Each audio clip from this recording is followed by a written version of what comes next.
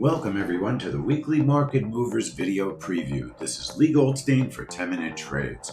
This is our trade room schedule and a look at all the events that we feel will move the futures markets in the upcoming week. So let's get started.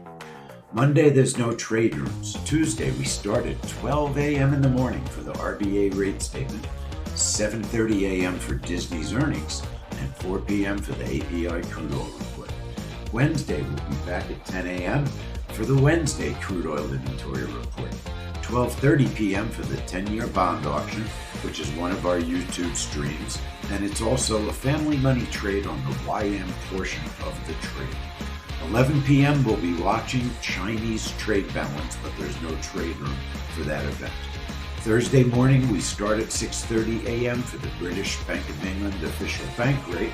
We'll be back at 8 a.m. for unemployment claims, 10 o'clock for natural gas storage, and we'll finish out the day on Thursday for the 30-year bond auction, again a YM family money portion of the event at 12:30 p.m. on Thursday.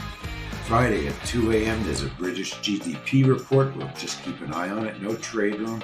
We'll start Friday at 8 a.m. for the Canadian employment jobs report, 9:30 a.m. for the preliminary University of Michigan consumer confidence report, and then 11:30 a.m. our final event of the week, the WASD family money event, also a YouTube stream of the week. So that's our schedule. It's a little bit quiet this week. It's a good week to get involved with us, learn about our system, and find out how you can become a 10-minute trader. See you in the trade room, everyone. Take care.